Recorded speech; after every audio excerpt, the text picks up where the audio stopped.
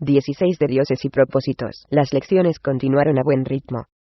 El viejo vigilante había disminuido la considerable carga emocional del Drow, y Drizzt resultaba un alumno aventajado a la hora de aprender todo lo referente al mundo natural. Sin embargo, Montolio presentía que algo preocupaba al Drow, aunque no sabía qué podía ser.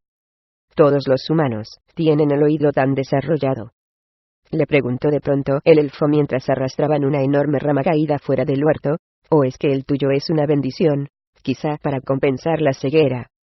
La pregunta tan directa solo sorprendió a Montolio durante el instante que tardó en comprender la frustración del Drow, una inquietud causada por el fracaso de Drizzt a la hora de entender las habilidades del hombre. ¿O tu ceguera es acaso un ardid, un engaño que empleas para conseguir ventaja?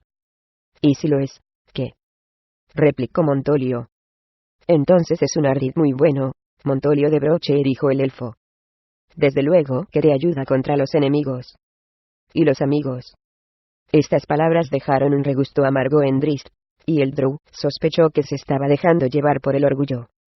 Es evidente que no te han vencido en las batallas, respondió Montolio, al descubrir que el origen de las frustraciones era el duelo que habían mantenido. De haber podido ver la expresión del elfo, el vigilante habría tenido la confirmación de su razonamiento. «Te lo tomas demasiado a pecho», añadió tras una pausa incómoda. «La verdad es que no te vencí. Me tenías tumbado e indefenso». «Te derrotaste tú mismo», explicó Montolio.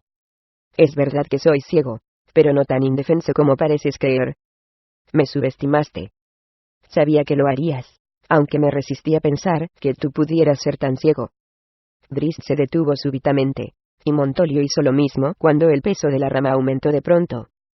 El vigilante sacudió la cabeza y soltó una carcajada. Entonces sacó la daga, la arrojó al aire, la cogió por la hoja, y al grito de «Abedul», como la lanzó con fuerza contra uno de los pocos abedules que había en el huerto. «¿Puede un ciego hacer esto?», preguntó Montolio. «Entonces puedes ver», declaró Drizzt. «Desde luego que no», afirmó Montolio enfático. «Mis ojos no ven desde hace 5 años. Pero tampoco estoy ciego, Drizzt, sobre todo en este lugar que llamo mi hogar. Sin embargo, me tratas como a un ciego», añadió más tranquilo. «En nuestro duelo, cuando desapareció el globo de oscuridad, creíste que tenías ventaja. Es que pensaste que todas mis acciones, debo señalar que todas efectivas, tanto en la batalla contra los orcos como en nuestro combate, respondían sencillamente a algo ensayado. Si fuera un inválido como me considera Drizzt Do'Urden, ¿cómo podría sobrevivir un solo día más en estas montañas? Yo no», comenzó a decir Drizzt, pero la vergüenza lo hizo callar. Montolio había dicho la verdad, y él lo sabía. Desde el primer encuentro había considerado, al menos a un nivel subconsciente, que el vigilante era un minusválido. Drizzt suponía que en ningún momento le había faltado el respeto a su amigo, al contrario, lo valoraba muchísimo, pero sí había dado por hecho que podía más que él, y que las limitaciones del anciano eran mayores que las suyas. «Lo has hecho», lo corrigió Montolio, «y te perdono. Para que lo sepas, me has tratado mejor que cualquiera de los que conocí antes, incluso aquellos que cabalgaron a mi lado en innumerables campañas. Ahora siéntate. Llega mi turno de relatar mi historia, como tú me has contado la tuya. ¿Por dónde comenzar?» El viejo se rascó la barba. Todo le parecía tan lejano, como si perteneciera a una vida olvidada hacía tiempo. De todos modos, retenía un vínculo con el pasado, la preparación de vigilante de la diosa Mielikki. Drizzt, que la había conocido a través de él, lo comprendería. «Desde muy joven, dediqué mi vida al bosque, al orden natural», dijo Montolio. «Aprendí, de la misma manera que te enseñó a ti, los usos y las costumbres del mundo salvaje, y decidí muy pronto que defendería aquella perfección, aquella armonía de los ciclos demasiado vasta y maravillosa para ser comprendida. Esta es la razón por la que me gustaba pelear contra los orcos, y otros como ellos. Como he dicho antes, hay enemigos del orden natural, enemigos de los árboles, y de los animales como los hay de los humanos, y de las otras razas buenas. Todos ellos monstruos, y nunca me he arrepentido de matarlos». Montolio dedicó muchas horas al relato de las campañas, expediciones en las que había actuado solo, o como explorador de grandes ejércitos. Le habló de su maestra, Glamon, Una vigilante tan experta con el arco que nunca la vio errar la diana, ni siquiera una vez en 10.000 disparos. Murió en combate, explicó Montolio, defendiendo una granja del ataque de una banda de gigantes.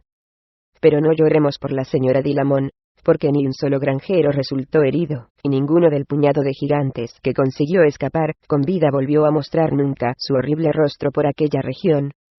La voz de Montolio se hizo mucho más moderada cuando llegó el momento de hablar del pasado reciente. Le habló de los vigilantes de la sierra, su última compañía, y de cómo fueron a combatir con un dragón rojo que aterrorizaba a los pueblos de la zona. Habían conseguido liquidar al dragón, pero en la batalla murieron 3 vigilantes, y Montolio acabó con la cara quemada. Los sacerdotes me curaron muy bien, relató Montolio con tono sombrío. Casi no quedaron cicatrices como prueba del sufrimiento.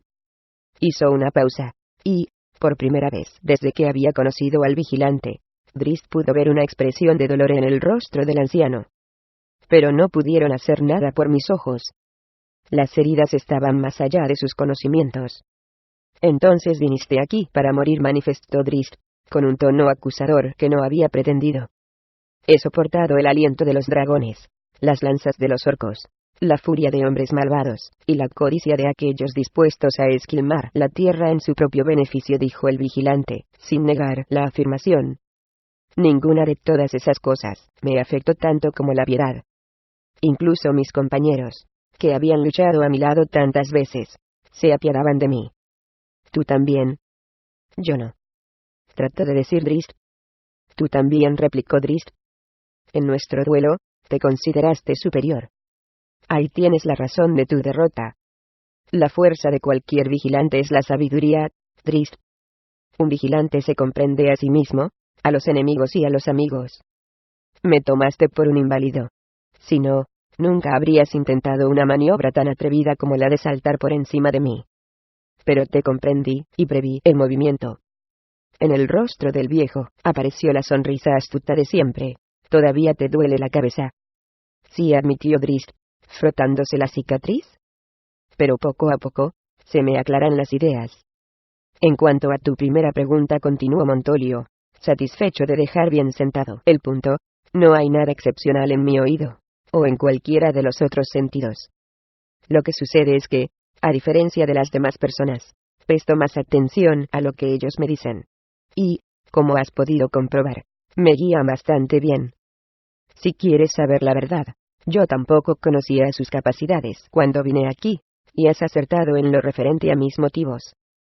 Sin los ojos, me consideraba un hombre acabado, y quería morir aquí, en este huerto que había conocido en mis primeros viajes, y me gustaba tanto. Quizás se debió a Mieliki, la señora del bosque. Aunque es más probable que fuera por Graul, el enemigo tan cercano. Pero no me llevó mucho cambiar las intenciones respecto a mi propia vida. Aquí encontré un propósito, solo y minusválido. Y reconozco que en aquellos días era un minusválido. Dicho propósito vino acompañado con un nuevo sentido de la vida, y esto a su vez me llevó a comprender mis limitaciones. Si hubiese muerto hace 5 años, como había sido mi intención, habría muerto con mi vida incompleta. Nunca habría podido saber qué era capaz de hacer. Solo en la adversidad, mucho más allá de cualquier cosa que Montolio de Broche hubiera podido imaginar, fui capaz de conocerme a mí mismo, y a mi diosa también. Montolio hizo una pausa, y volvió la cabeza hacia Drizzt. Había escuchado un ruido al mencionar el nombre de la diosa, y lo interpretó como un movimiento de malestar. Interesado por averiguar esta revelación, el viejo metió una mano por debajo de la cota de malla, y sacó un colgante que reproducía la cabeza de un unicornio. ¿No es hermoso?, preguntó con toda intención. Drizzt vaciló. El unicornio era una maravilla de diseño, y de una talla exquisita, pero las connotaciones del colgante no le hacían ninguna gracia. En Menzoberranzan, Drizzt había sido testigo de la insensatez de obedecer los dictados de los dioses, y le parecía detestable. ¿Cuál es tu dios, Dru? Quiso saber Montolio. En todo el tiempo que llevaban juntos, nunca habían hablado a fondo de religión. No tengo dios, afirmó Drizzt, atrevido, ni quiero tenerlo. Esta vez le tocó a Montolio hacer una pausa. Drizzt se levantó, y se alejó unos pasos. Mi gente sigue a Jot, añadió. Ella, si no es la causa, sí que es la prolongación de su perversidad, de la misma manera que Grunz lo es para los orcos, y los otros dioses lo son para otras gentes. Seguir a un dios es una estupidez. Yo, en cambio, sigo a mi corazón. Tú también tienes un dios, Drizzt Do'Urden, aseguró Montolio, con una risa suave que restó todo dramatismo a la declaración del joven elfo.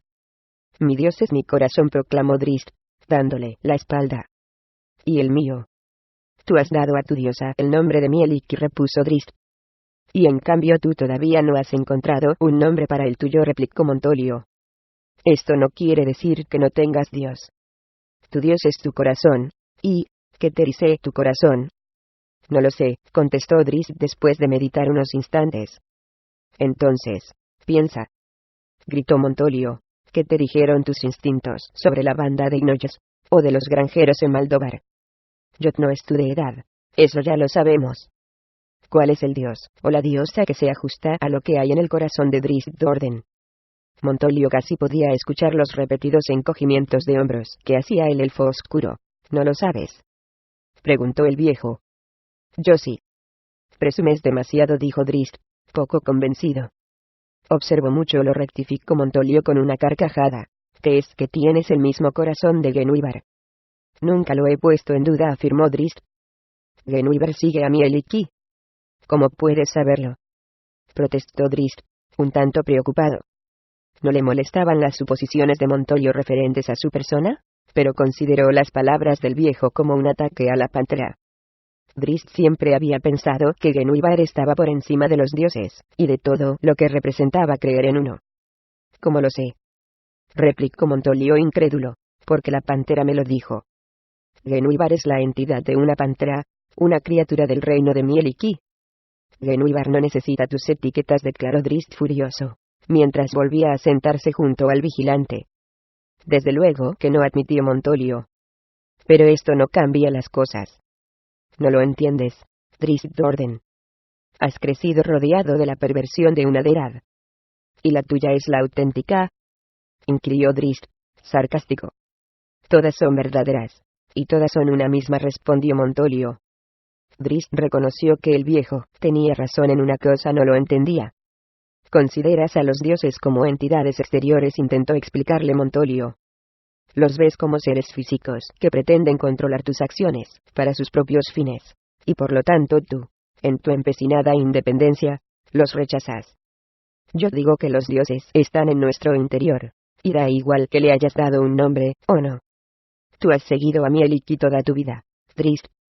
Solo que no le has dado un nombre en tu corazón. De pronto Drizzt se mostró más intrigado que escéptico. ¿Qué sentías cuando abandonaste la antípoda oscura?, preguntó Montolio. ¿Qué te dijo el corazón cuando miraste por primera vez el sol, o las estrellas, o el verde de los bosques? Drizzt recordó aquel día en el pasado, cuando él y la patrulla Drow habían salido de la antípoda oscura para atacar a un grupo de elfos. Eran memorias dolorosas, pero en ellas había un consuelo, un momento de exaltación al sentir el contacto del viento y los aromas de las flores. ¿Y cómo pudiste hablar con Bluster?, añadió Montolio. No es ninguna tontería compartir una cueva con aquel oso. Lo quieras o no, tienes el corazón de un vigilante. Y el corazón de un vigilante es un corazón que pertenece a Mieliki. ¿Y qué es lo que requiere tu diosa?, preguntó en tono airado Drizzt, molesto por una afirmación tan concluyente. Quiso levantarse, pero Montolio le puso una mano sobre las piernas, y se lo impidió. Requerir. El vigilante rió. No soy un misionero que predica la palabra e impone reglas de comportamiento. ¿No te acabo de decir que los dioses están en nuestro interior? Conoces las reglas de Mieliki tan bien como yo. Las has seguido durante toda tu vida. Te ofrezco un nombre, nada más, y la personificación de un comportamiento ideal, un ejemplo que te servirá en los momentos en que te apartes de lo que sabes que es verdad. Dicho esto, Montolio cogió la rama, y Drizzt lo imitó. El Drow consideró las palabras del vigilante durante mucho tiempo. Aquel día no durmió y permaneció en el dormitorio, pensando. Me gustaría saber algo más de tú. De nuestra diosa, reconoció Drizzt aquella noche, mientras Montolio preparaba la cena. Y yo deseo enseñarte, contestó Montolio. Un centenar de ojos amarillos inyectados en sangre siguieron la figura del humano que cruzaba el campamento en compañía de un perro amarillo, bien sujeto a su lado. A Roddy no le hacía ninguna gracia acudir allí, a la fortaleza de Graul, el rey orco, pero tampoco tenía la intención de permitir que el Drow se volviera a escapar. Roddy había tratado varias veces con Graul durante los últimos años. El jefe orco, con tantos espías en las montañas, era un aliado muy valioso, y también muy caro, en la cacería de fugitivos. Varios orcos muy grandes se cruzaron adrede en su camino, para molestarlos a él y al perro. Pero Roddy contuvo al animal, aunque no le faltaban ganas de lanzarlo contra los malolientes orcos. Repetían el mismo juego cada vez que aparecía por allí, lo empujaban, le escupían, lo que fuera por provocar la pelea. Los orcos siempre se mostraban muy valientes cuando superaban al rival 100-1. Todo el grupo marchó detrás de MS Grizzly a lo largo de los últimos 50 metros, hasta una ladera rocosa, la entrada a la cueva de Graul. 2 orcos aparecieron en la puerta, armados con lanzas, para detener al intruso. ¿Por qué has venido?, preguntó uno en su lengua nativa. El otro extendió la mano, como si esperara un pago. Esta vez no pago yo, contestó Roddy en el mismo dialecto. Esta vez paga Graul. Los orcos intercambiaron una mirada incrédula. Después volvieron a mirar al humano, y gruñeron amenazadores, hasta que de pronto los interrumpió la aparición de un orco más grande todavía. Graul salió de la cueva, apartó a los guardias de un empellón, y sin detenerse, avanzó hasta poner el morro cubierto de mocos casi pegado a la nariz de Roddy MS Grizzly. Graul paga, gritó, y casi tumbó al humano con el aliento. La carcajada de Roddy fue exclusivamente a beneficio de la chusma. No podía demostrar la más mínima debilidad. Como los perros salvajes, los orcos atacaban a todo aquel que no se mantenía firme contra ellos. Tengo información, Rey Graul, dijo el cazarrecompensas, sin vacilar. Información que Graul necesita saber. Habla, ordenó Graul. ¿Y la paga?, preguntó Roddy, consciente de que abusaba de la suerte. Habla, gruñó Graul. Si tus palabras tienen valor, Graul te dejará vivir. Roddy lamentó para sus adentros que los tratos con Graul siempre funcionaran de esta manera. Era difícil conseguir alguna ventaja con el maloliente cacique cuando tenía el apoyo de un centenar de guerreros armados. Aún así, permaneció tranquilo. No había ido por dinero, aunque no perdía la esperanza de conseguir un poco, sino por venganza. No podía atacar abiertamente al Drow mientras éste estuviera con Moosie. En estas montañas, con el apoyo de los animales amigos, Moosie era un rival formidable. Incluso si conseguía quitarlo de en medio y acabar con el Drow, los muchos aliados del vigilante, veteranos como Paloma Garra de Halcón, se tomarían la revancha. Hay un elfo oscuro en tus dominios, poderoso rey orco, prosiguió Roddy, sin provocar la reacción imaginada. Un renegado, aclaró Graul. ¿Lo sabías?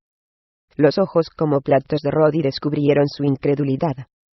El Drow mató a los guerreros de Graul, dijo el cacique, muy serio. Los orcos presentes comenzaron a dar golpes en el suelo y a escupir, maldiciendo al elfo oscuro. Entonces, ¿cómo es que el Drow vive?, preguntó Roddy sin rodeos. El cazador de recompensas entrecerró los ojos al sospechar que Graul desconocía el paradero del elfo oscuro. Quizá todavía le quedaba algo con que poder negociar. Mis exploradores no pueden encontrarlo, rugió Graul. Y no mentía. Pero la frustración que mostraba era simulada. El cacique, a diferencia de los exploradores, sí sabía cuál era el paradero del Drow. Yo lo he encontrado, vociferó Roddy. Todos los orcos comenzaron a gritar y a saltar de alegría. Graul levantó una mano para hacerlos callar. El cacique orco era consciente de que este era un momento crítico. Buscó con la mirada entre la concurrencia al chamán de la tribu, al jefe espiritual, y descubrió al orco ataviado con una capa roja que prestaba gran atención a las palabras del cazarrecompensas. Por consejo del chamán, Graul había evitado cualquier acción contra Montolio durante todos estos años. El chamán consideraba que el ciego tenía poderes de magia negra, y, debido a las advertencias del jefe espiritual, los orcos de la tribu se acobardaban cada vez que Montolio estaba cerca. Pero al aliarse con el Drow, y, si las sospechas de Graul eran ciertas, Al ayudar al elfo oscuro a ganar la batalla en la cima de la montaña, Montolio se había metido en asuntos ajenos. Había violado los dominios de Graul de la misma manera que el Drow vagabundo. Seguro de que el Drow era un renegado, pues no habían aparecido más elfos oscuros en la región. El cacique orco solo esperaba una excusa que pudiera animar a los súbditos a tomar una acción contra el huerto. A Graul le habían dicho que Roddy quizá podría facilitarle la excusa. «Habla», rugió una vez más Graul a la cara de Roddy, para evitar que insistiera en algún tipo de recompensa. «El Drow está con el vigilante», contestó Roddy. «Se sienta en el huerto del vigilante ciego». Si Roddy había tenido la esperanza de que el anuncio provocara otro estallido de gritos, saltos y escupitajos, se quedó con las ganas. La mención del vigilante ciego apagó cualquier muestra de entusiasmo de los reunidos, y todos los orcos miraron al chamán y a Graul en busca de una orientación. Había llegado el momento de que el humano comenzara a relatar una historia de conspiraciones, tal cual Graul había sido avisado que haría. «Tenéis que ir allí y cogerlos», gritó. «No podemos». El cacique levantó los brazos para silenciar los murmullos de los vasallos, y también a Roddy. «¿Fue el vigilante ciego quien mató al gigante?», le preguntó el rey orco con un tono de astucia, «y ayudó al Drow a matar a los guerreros». Desde luego, Roddy no sabía a qué se refería Graul, pero captó en el acto las intenciones del cacique. «Fue», proclamó con voz altisonante, «y ahora, el Drow y el vigilante conspiran contra vosotros. Debéis ir y acabar con ellos antes de que se presenten aquí dispuestos a aniquilaros. El vigilante traerá a sus animales, a los elfos, muchísimos elfos, y también a los enanos, para que luchen contra Graul». La mención de los amigos de Montolio, en particular los elfos y los enanos, a los que la gente de Graul odiaban más que a cualquier otra cosa en el mundo, provocó expresiones agrias en todos los presentes, y hubo más de uno que miró nervioso por encima del hombro, como si esperara ver al ejército del vigilante rodeando el campamento. Graul miró al chamán. «El que vigila debe bendecir el ataque», respondió el chamán a la pregunta silenciosa, «en la noche de luna nueva». Graul asintió, y el orco de la túnica roja se volvió, llamó a unos cuantos súbditos, y se marchó a ocuparse de los preparativos. Graul metió la mano en la bolsa, y sacó un puñado de monedas de plata para Roddy. El hombre no le había dicho nada que él no supiera, pero la mentira de la conspiración contra la tribu inventada por el cazarrecompensas había sido de mucha ayuda en el intento de convencer al supersticioso chamán de que debía bendecir el ataque. Roddy aceptó el pago sin rechistar, porque ya se daba por satisfecho con haber conseguido sus propósitos, y se volvió dispuesto a marcharse. «Te quedas», dijo Graul de pronto a sus espaldas. A una señal del rey orco, varios guardias se adelantaron y rodearon al cazador de recompensas, que lo miró desconfiado. «Huésped», explicó el rey muy tranquilo, «participarás en la pelea». A Roddy no le quedaba mucho donde elegir. Graul despidió a la guardia personal, y regresó solo a la cueva. Los guardias encogieron los hombros y sonrieron, sin muchas ganas de seguirlo y tener que soportar a los otros invitados del rey, en especial al enorme lobo plateado. En cuanto Graul ocupó su sitio habitual, se dirigió a uno de los invitados. «Tenías razón», le dijo al pequeño trasgo.